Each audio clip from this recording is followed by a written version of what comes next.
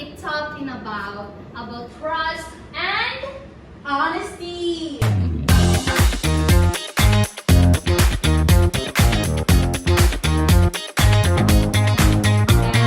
So in this video, we are here today with our guests, which are with Miss Ashley Johanna and Sulaiman. Mabang Jasmira. and Bata Narmia. Manungkit Princess. The Batang Lastly. And we have a question for them, trust and honesty. Yes. The first question for you guys is, for you, nowadays, asa na yun? Wait lang. How important do you think the honest and trust for relationship, whether it's your friend, partners, or family? For you guys. Mahirap yan kasi syempre, yung trust and yung honesty yung pinag-uusapan natin. Yes. When it becomes to trust, syempre may iba-ibang way ng trust, diba? As a friend, as a family, as a boyfriend, or as anyone. And lahat naman siguro tayo na nakaranas ng mga ganyang trust. At karamihan sa atin ngayon is may mga trust issues, diba? Yes. It's for you, Yes, how tama yan. important? Kami, ako Yes, Maban. For me, in a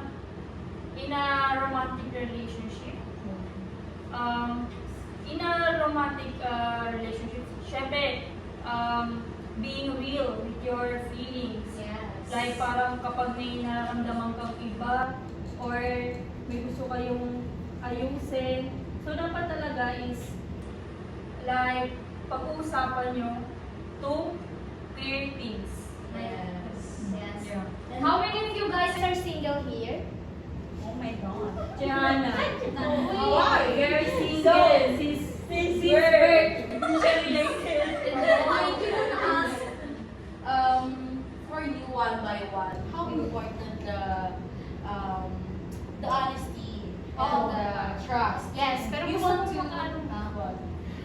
What do you think? Gusto kong malaman kung ano yung trust para kay Jihanna kasi Yes. since siya lang naman yung single Yeah. dito, hindi sa ano, gusto natin malaman kung ano yung trust na napagdaanan mo, yung Yes. honesty na napagdaanan mo as a single person for forever. Ay, Yes, So for me, as a good just single, so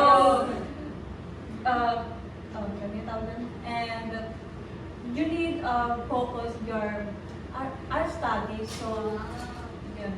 So this first Yes. Yes. So, kanya naman pala siya. Kasi ano pala siya, study At first. least we know the answer of the single person. Oo, Yeah. pero ang Yes. ang alam ko, isa sa kanila is Very kind. hindi naman, pero alam mo yung na-cheat? Oh, Talking about cheat. cheated. Yun ang pinaka number one na issue ng trust is a cheat. Yes. So, sino ba sa inyo yung mga na-cheat? Na-cheated na? Ganito na yun. Andyan yung You can open up naman. Who is taken? Here, please answer our question. Miss, if I'm not mistaken, Miss De Patoy Yeah. has a ex na nag-cheat sa kanya. Oh, that's true? Yes. I want to know that. Alam mo yung memories, yung honesty na pinakita niya dun sa lalaki, tapos bigla na lang, ay! Pinagpalit ako. Wait lang. We want to know Yes. what's the real. Story behind. Yes. But wait, if okay lang ba sa kanya na Yes, we can open up? Yes. Sige, go.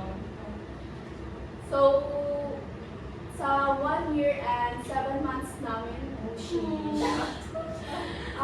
nag-trust ako and naging honest ako sa kanya.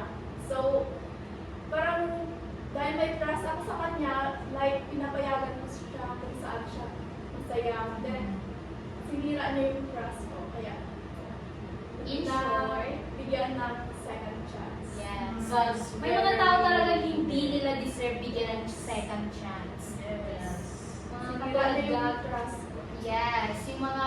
sinira talaga yung mga yung barrier ng heart mo.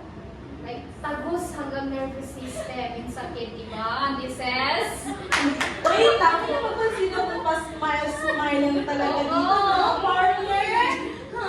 I want to ask you, Ate Ses, why? Why you smiling like that? Huh? Wala. OMG, go! Ano tanong niyo sa akin? Same question. Nakaranas ka na ba ng parang yung sabihin na kasi hindi Sira tayo yung maalala. tiwala. Sira yung tiwala mo.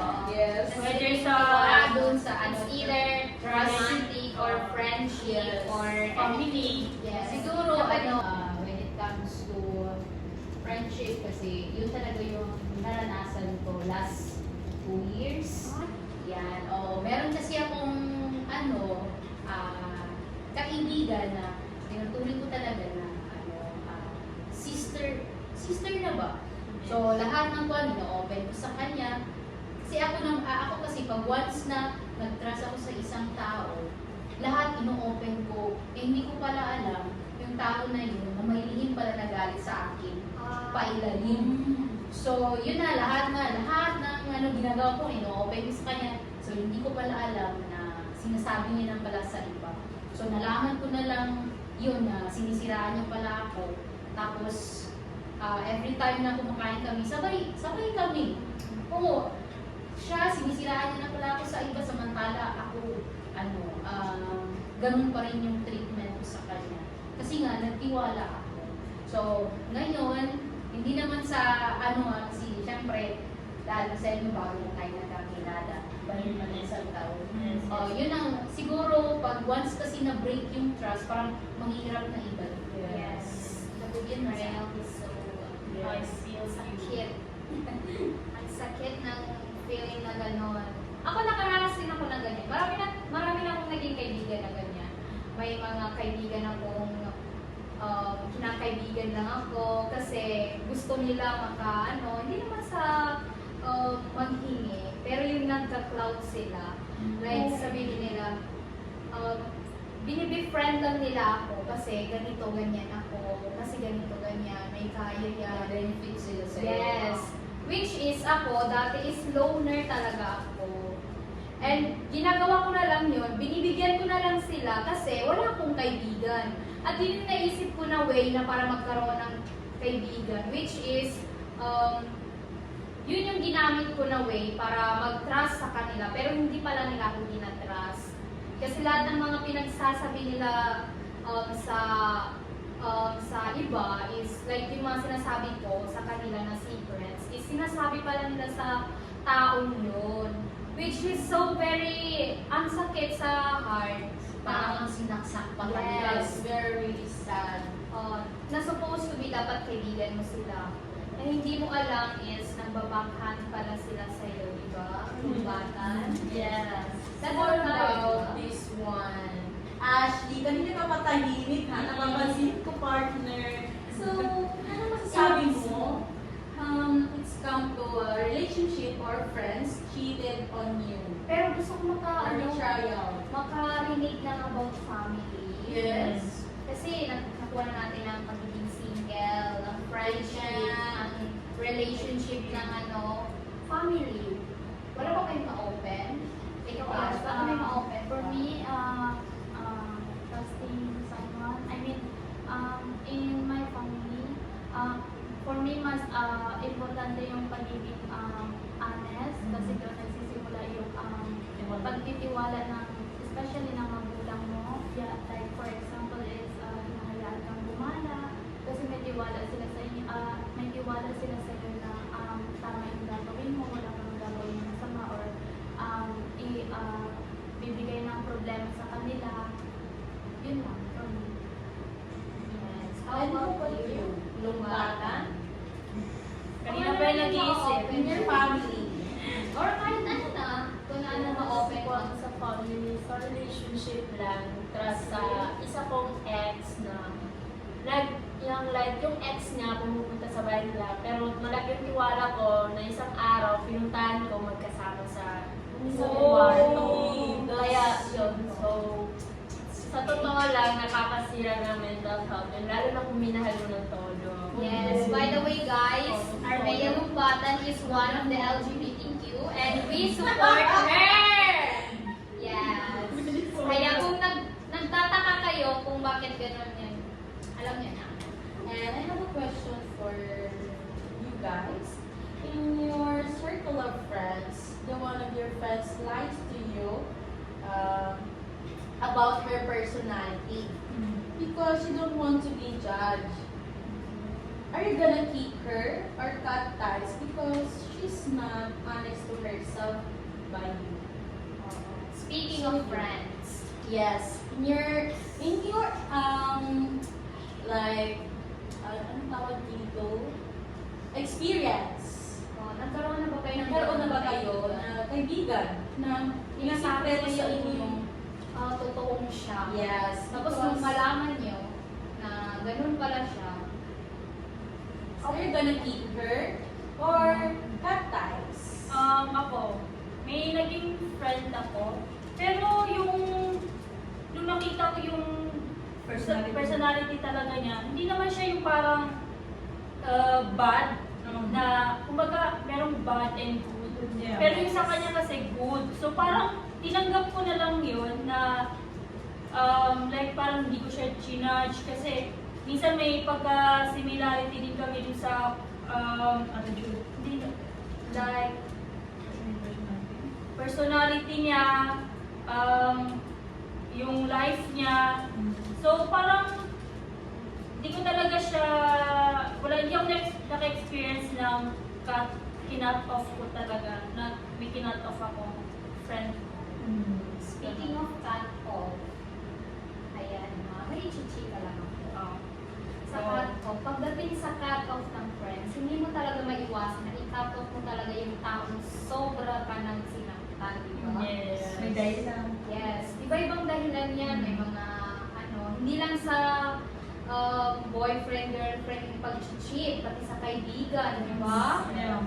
Katulad nga nagsabi ni Ate Ces, hindi niya pala alam na chinichika na pala nung kaibigan niya na tinatrust niya sa ibang tao yung mga pinagsasabi niya. I have this one friend of mine na senior ko siya. And then hindi talaga kami magka-level kasi mas matanda siya mag-isip sa akin. Yes, mas mature. Pero parang nararamdaman ko na bakit parang ako pa yung mas mature sa kanya mag-isip, di ba? Tapos, yun, marami akong pinagsasabi sa kanya. Like, mga secrets ko sa, ibang tao. Like, alam mo ba si ganyan, ganito pala siya. Siyempre, hindi naman natin maiwasan na hindi magsabi hindi naman sa personal appearance or sa personality ng isang tao, di ba? Lahat naman tayo nagkakaroon ng ganyan. Yes. So, pinagkatiwalaan ko siyang pagsabihan ng ganong sekreto. And then, one time, nalaman ko na lang na yung isa ko palang friend, alam niya yung sekreto ko na ganon. Which is, siya lang. Si girl lang yon, sinabihan ko ng ganong sekreto ko. And I was so very shocked kasi sa kanya ko lang binigay yung ganong concept ng chika ko. Tapos bigla na lang malaman ng isa ko pang friend. Siyempre, huwag ka nang mag-doubt kasi siya talaga yung nagsabi nung yung secret mo. Kaya I decided na i-cut off ko siya. Kasi, siyempre, hindi naman sa lahat ng mga pinagsasabi ko sa kanya is masama. Pero kasi like parang doon na sa point na gumagawa na siya ng kwento para lang siraan yung tao na yun. Tapos sabihan ako ng taong sinabihan niya na ganito raw siya, which is hindi ko naman sinabi sa kanya, di ba? Kaya masasabi ko talagang medyo bad influence din siya sa akin. And as for now naman, kinakausap niya ako pero hindi ko naman masyado siya kinakausap niya kasi syempre may naman. Pero hindi naman totally na like parang pag nakita ko siya, tatarayin ko siya. Kasi syempre naging kaibigan ko rin siya. Yun na yung isang bagay na inaano ko sa kanya is never trust her again. Kasi nalaman mo na yung ugali niya eh, pagtitiwalaan mo. Yes, that's good. Meron And din- ikaw naman, partner! Yeah. Tahimik ka lang dyan ah. Akala mo hindi kita tatanungin ha. Ano ba yan? Tatanong pa ako? Sige. Ako sa trust naman about friends is very siyang important. Because trusting one is the building of the honesty of you. Yes, that's the And connection. na-experience ko way back nung senior high ako is hindi talaga ako friendly actually. But they come, may dumating sa akin na apat. Then, Anong apat na yan? Apat na lalaki? Bigay ka ng specific. yes. Apat na pagkain. Apat na babae. Ah. Which is they good, a very good person. But me kasi is hindi talaga ako nagtitiwala sa panandaliang panahon na kasi naisip ko mag-college din kami, maghiwalay din. Sabi ko, para saan ba tong friendship na to, di ba? So, trusting is mahirap siyang ibigay kung panandalian lang, di ba? Pero, kung subukan mo mag-trust, ibigay mo yung best mo na trust is, yun. Paano ko ba siya ibigay? Paano ko ba siya i-message? Like, yung, kumbaga, yung trust na, yung secrets mo dapat sa pansarili mo lang, pero bilang friend mo na sila, close as in close, nasabi mo na yung mga secrets about a family, na doon mo nasabi na kailangan ko silang pagkatiwala kasi kaibigan ko na sila. Which is, hanggang ngayon pa naman, friends pa din kami. And yung secrets namin is still nandun pa rin. Hindi namin siya ginabulgar kasi we know na very personality yun siya na topic. So we keep each other. Then sila lang yung naging kaibigan ko before na masasabi kong trust is very The most important. important. Yeah. That's the build, honestly, for... And yung friendship nyo is talagang kinikik na. Doon mo talaga malalaman kung totoo yung kaibigan mo or hindi. What? Yeah. Next question. So, ito lang, yung last question for you is, mas okay bang masaktan sa totoo o mapasaya sa kasinungalingan? For me, masaktan. Mas okay bang masaktan sa totoo o mapasaya sa kasinungalingan? Ano ba? Siguro, para sa akin, mas gusto ko yung masaktan na totoo kaysa sa masaya na hindi naman totoo. Kasi kung tutuusin lang, masaya ka nga, tapos hindi naman totoo, mas masakit yun at saka matagal ka makamove on. Unlike sa, alam mo naman na totoo, kumbaga, embrace it, na ganito, totoo. So, madali ka lang makamove on. Yun lang para sa akin. Ikaw, lastly, Same din sa sinabi niya, Sis. Kasi, Yeah. For me, agree ako sa sinabi ni Ate Zaz. Kasi, wait, ano ulit yung question? mas okay ba na For me, yes, mas okay nang masaktan na sa pagiging totoo nila. Kasi, once na may sinabi sila, like, kunwari may sinabi sila na, ay, ganito pala, pwede mo pa siyang baguhin, pwede mo baguhin sa sarili mo, mas more on may marirealize ka pa na, ay, hindi ko pala to dapat gawin kasi hindi pala nakakaganda sa akin at sa kanila. Ganun lang. how about you, Ate Kati? So for me, nakadepende sa kung paano ba i-handle sa iyong character and nakadepende na yung kung ano nakikita nila sa iyo. So, dapat magiging the good person. Be the best version of yourself. Yes.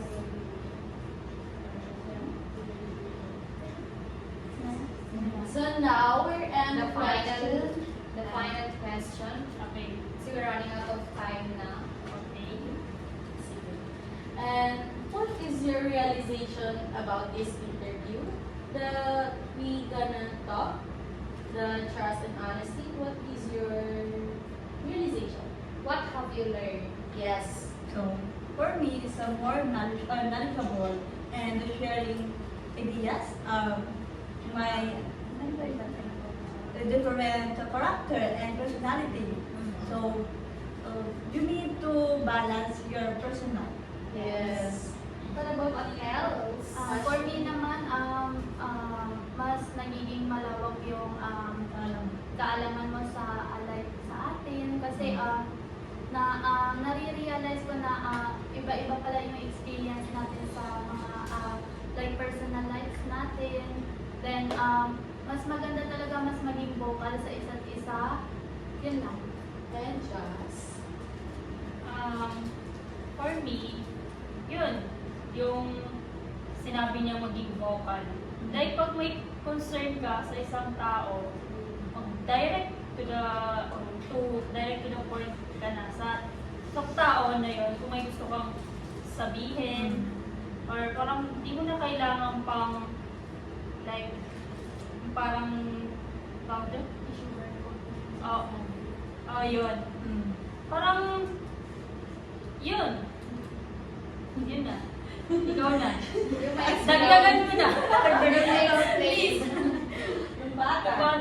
Nandun na yung kaba, or napapa-isip ka na lang. Tsaka hindi mo rin inaasahan na yung mga tanong at isa pa, hindi mo rin inaasahan na masasabi mo yung totoo kasi totoo naman yung gusto mong sabihin or nararamdaman mo. Kaya, yun, kaba, tsaka about doon na open yung kwan ko. Kaya, Anong buwan daw? ayun, about sa honesty and trust, issue. Ikaw, Sis? Since napag-usapan naman din natin yun about trust and honesty, syempre napaloob na dun yung mga friends na mga traidor, di ba?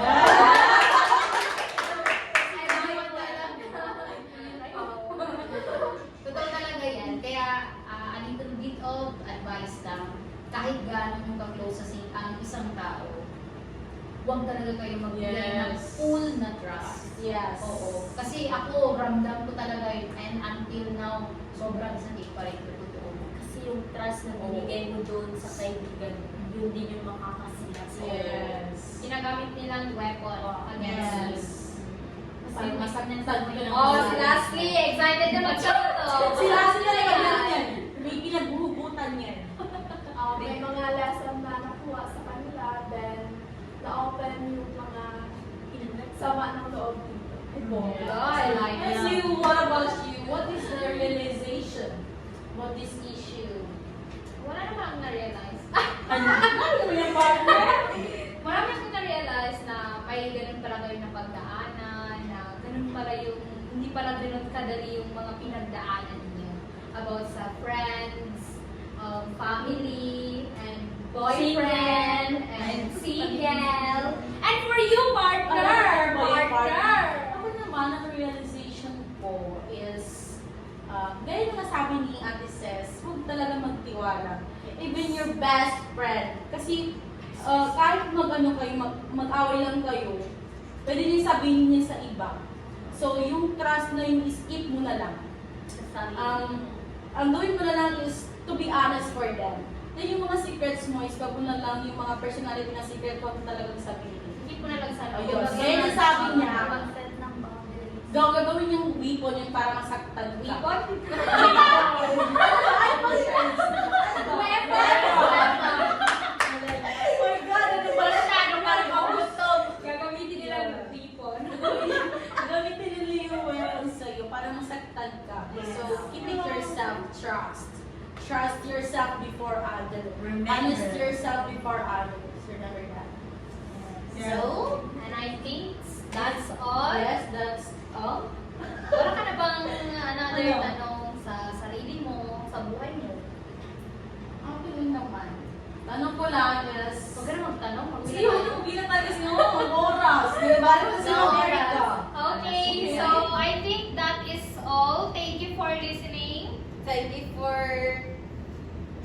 watching. And again, this is the Vibe Speak.